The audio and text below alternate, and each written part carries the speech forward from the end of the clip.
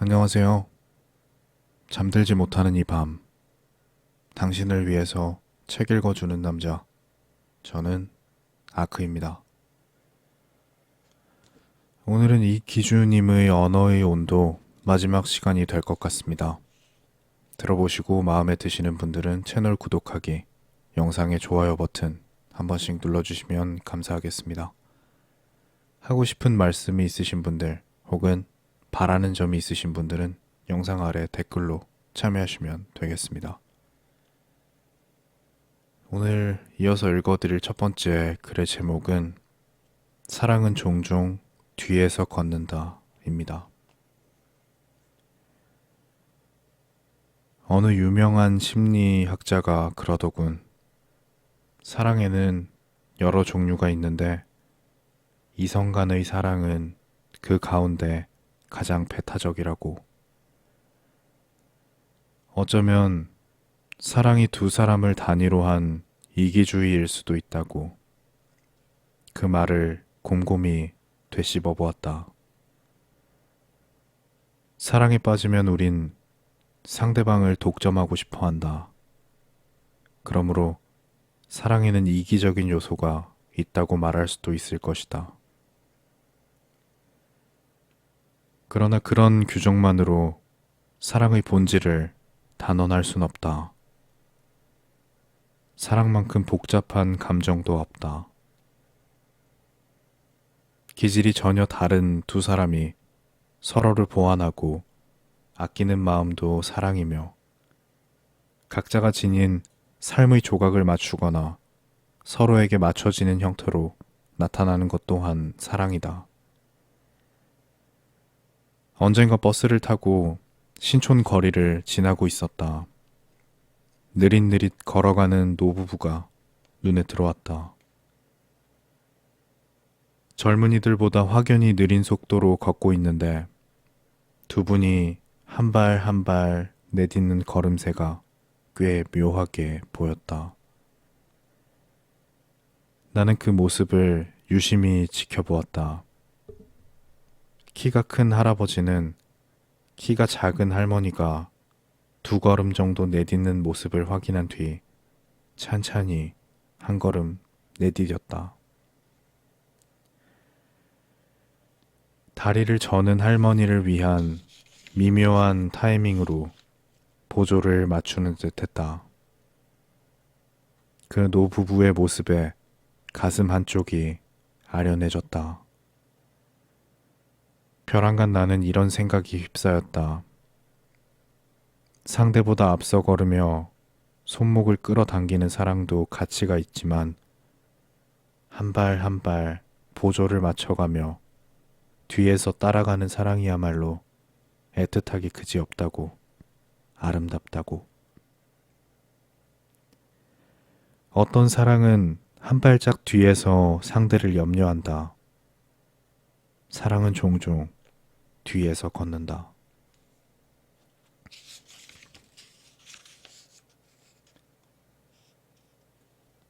분노를 대하는 방법. 분노는 인간의 보편적 감정인지 모른다.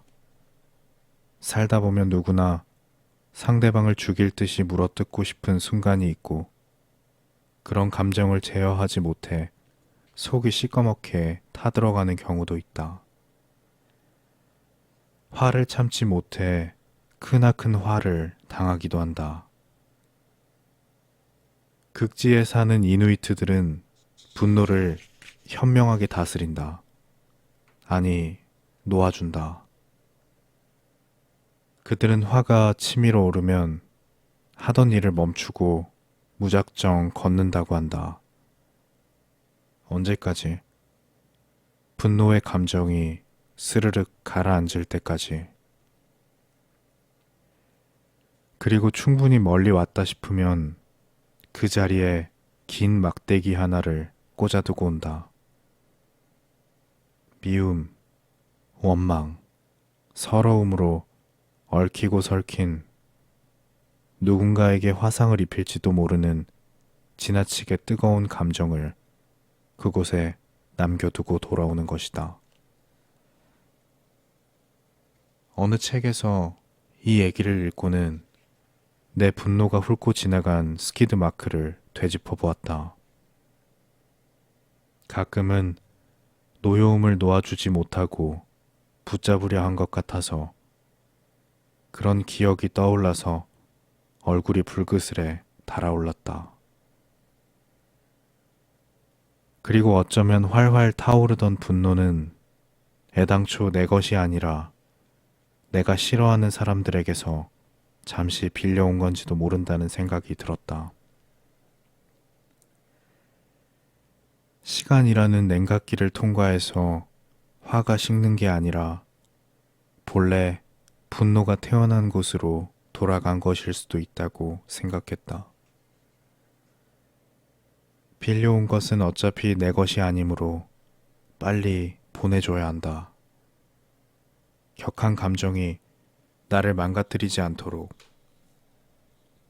마음속에 작은 문 하나를 열어놓고 살아야겠다.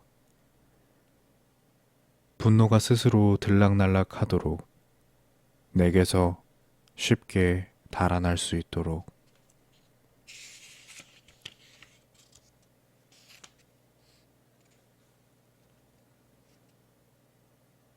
동그라미가 되고 싶었던 세모. 옛날 옛적에 세모와 동그라미가 살았습니다. 둘은 언덕에서 구르는 시합을 자주 했는데 동그라미가 세모보다 늘 빨리 내려갔습니다. 세모는 동그라미가 부러웠습니다. 그래서 달라지기로 했습니다. 동그라미를 이기기 위해 언덕에서 끊임없이 구르고 또 굴렀습니다. 어느새 세모의 모서리는 둥글게 다듬어졌습니다. 이제 동그라미와 비슷한 빠르기로 언덕길을 내려갈 수 있게 됐습니다. 하지만 천천히 구를 때 잘 보이던 언덕 주변 풍경을 제대로 감상할 수 없었고 구르는 일을 쉽게 멈출 수도 없었습니다. 세모는 그동안 열심히 구른 시간이 아까웠습니다. 시간을 되돌려 과거로 돌아가고 싶었습니다. 하지만 어쩔 도리가 없었습니다. 겉모습이 거의 동그라미로 변해버렸기 때문에 두 번 다시 세모로 돌아갈 수 없었습니다.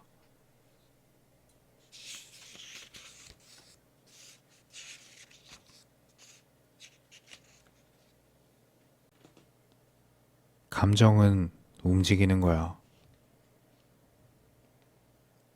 어쩌다 연애 리얼리티 쇼에서 섭외 요청이 들어올 때가 있다.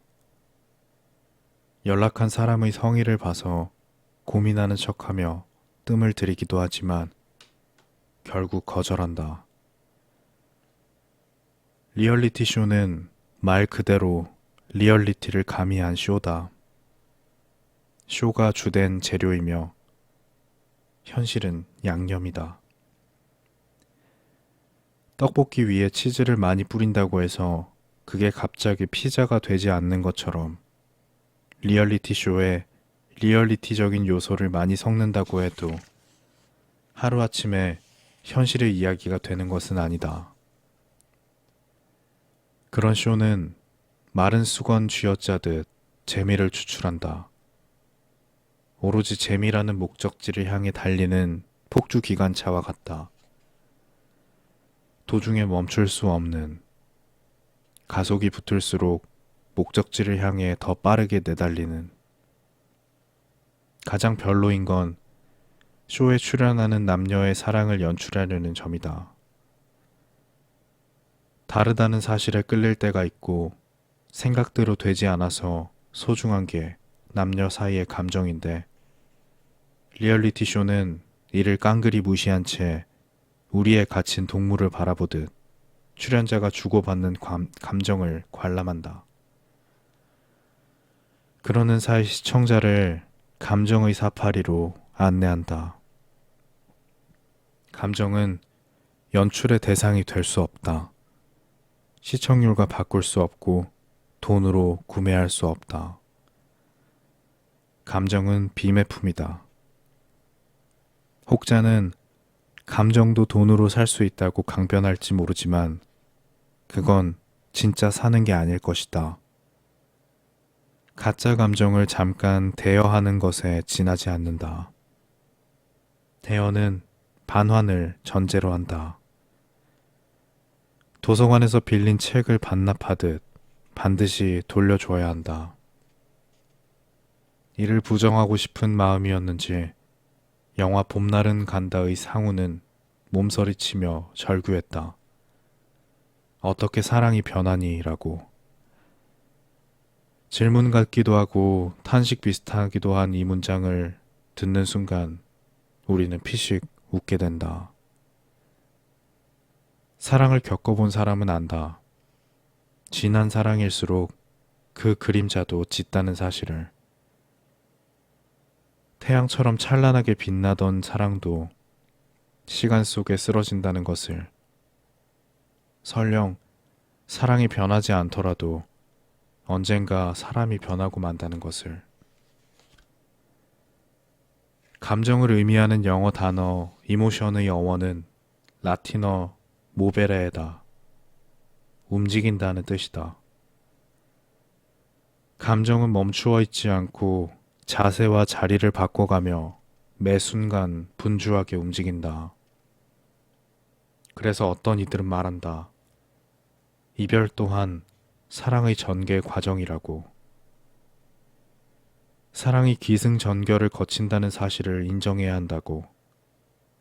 어쩌면 우린 사랑이 한결같을 거란 믿음에서 벗어나야 하는지도 모른다. 사랑의 쇠퇴와 소멸을 감지할 때 지난 사랑의 생채기를 아름다운 추억으로 간직할 수 있고 새롭게 다가온 사랑 앞에서 용기를 낼 수도 있을 테니 말이다. 연애 리얼리티 쇼는 이러한 사랑의 기승전을 생략하고 오로지 사랑의 결에만 조명을 비추는 방식으로 사랑을 바라본다. 그건 시간과 정성을 들여 요리해야 제맛이 나는 사랑이라는 슬로우푸드의 재료를 당장 맛은 좋을지 몰라도 몸에는 이로울 리 없는 패스트푸드로 대충 조리해서 먹는 것과 같다. 심히 애통한 일이다.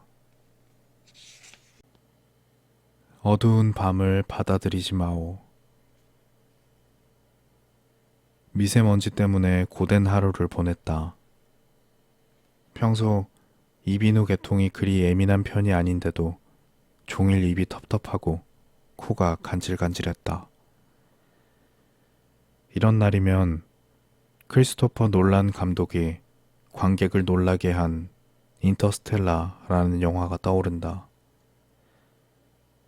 영화 속의 지구는 황량한 디스토피아이다. 쉼없이 몰아치는 모래바람과 극심한 식량난, 지구의 수명이 다한 것처럼 보인다. 인류는 새 보금자리를 찾기 위해 우주 여행을 계획하고 평범한 농부로 살아가던 전직 파일럿 쿠퍼가 인류 구원이라는 특명을 받고 우주선에 몸을 싣는다. 우주 여행은 지구로 돌아오지 못할 수 있다는 위험을 수반한다. 쿠퍼는 이런 사실쯤은 누구보다 잘 알고 있다. 그럼에도 그는 미지의 공간으로 떠난다. 사랑하는 딸과 아들의 미래를 위해 우주로 향한다. 쿠퍼가 가까스로 도착한 행성에선 생명의 근원인 물이 도리어 쿠퍼의 일행을 위협한다. 희망이 절망으로 바뀌는 순간이다. 그러나 쿠퍼는 엄습하는 위험에 저항한다. 자신이 할 수 있는 모든 것을 시도하며 절망의 끝에서 희망을 찾기 위해 몸부림친다. 놀란 감독의 상상력이 빚어낸 우주 서사시의 종착역은 과연 해피엔딩일까, 새드엔딩일까? 영화 중간중간에 웨일즈 출신 시인 딜런 토마스의 시가 흐르며 인물들의 절박한 심정을 대변한다. 순순히 어두운 밤을 받아들이지 마오. 노인들이여, 저무는 하루에 소리치고 저항하시오. 분노하고 분노하시오. 죽어가는 빛에 대해. 순순히 어두운 밤을 받아들이지 마오 중에서.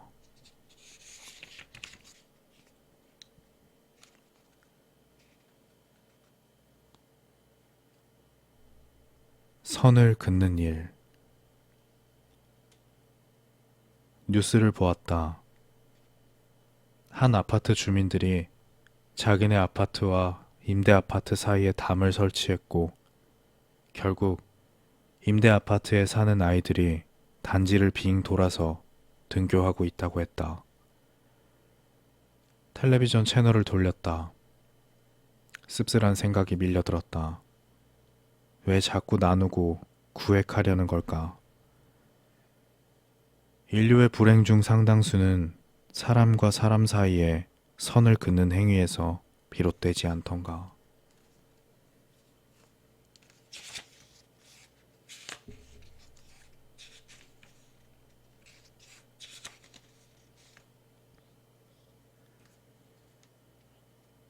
어른이 된다는 것. 학창시절 빨리 어른이 되고 싶었다. 어른의 사전적 의미도 제대로 몰랐지만 마냥 되고 싶었다. 그래서 어른 흉내도 내봤다. 어른이라는 목적지를 향해 열심히 내달렸다. 그러던 어느 날 어른으로 불리는 사람들이 날 어른으로 인정해줬다. 잠시 멈춰서서 주변을 살폈다. 전보다 천천히 걷고 있는 내 모습을 발견했다. 불현듯 궁금증이 치밀어 올랐다. 도대체 어른이 뭐지? 순수함을 포기하는 건가? 낙관과 비관을 되풀이하면서 현실에 무뎌지는 것인가? 아니면 삶의 다양한 가치를 획득해 나가는 걸까? 꿈과 현실의 괴리를 인정하거나 반대로 메워나가는 것일까? 그것도 아니면 세상을 다 알아버리는 것일까? 미라클 벨리에라는 프랑스 영화가 있다. 웬만한 어른보다 더 어른스러운 사춘기 소녀 폴라의 성장기이다.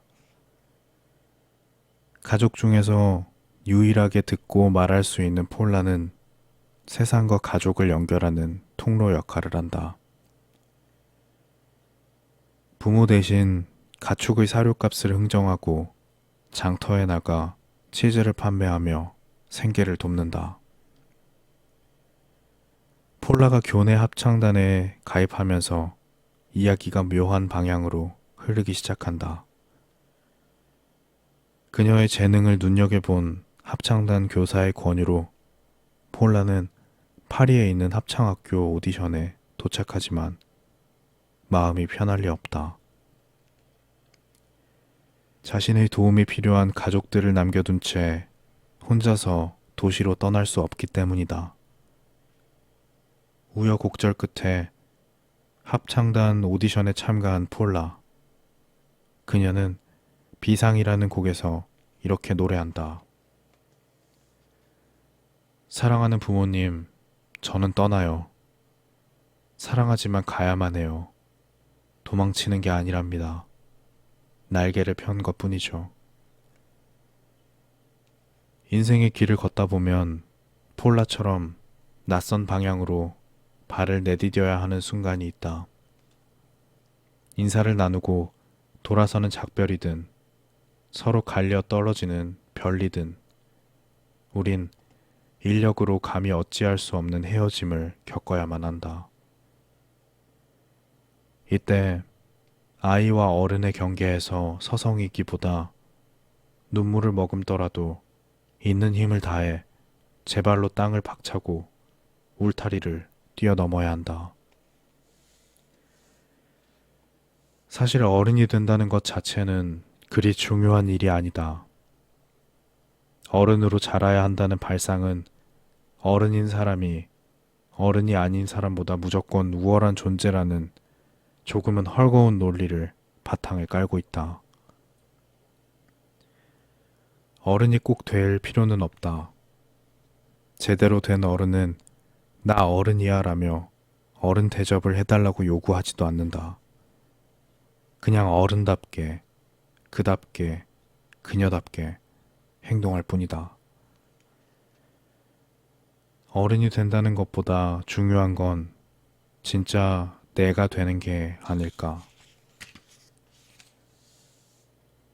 고민을 해결하지 못해도 자신만의 방식으로 그것을 묽게 해석할 때, 꿈에 도달하지는 못하더라도 그 꿈과의 거리를 일정하게 유지하거나 지켜낼 때, 우린 어른이 아닌 나다운 사람이 되는지도 모른다.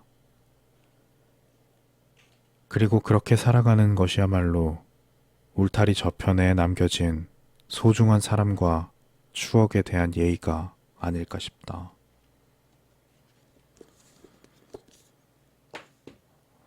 네, 오늘 준비한 내용은 여기까지입니다.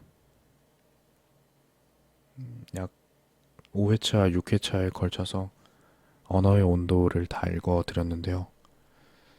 마음에 드셨는지 모르겠습니다. 개인적으로 좀 그냥 지나치면서 느낄 수 있는 소재들에 대해서 생각을 여러 번 다시 해줄 수 있는 책이었던 것 같네요. 끝까지 들어주셔서 감사합니다. 잘 자요. 오늘도 좋은 꿈 꾸고요.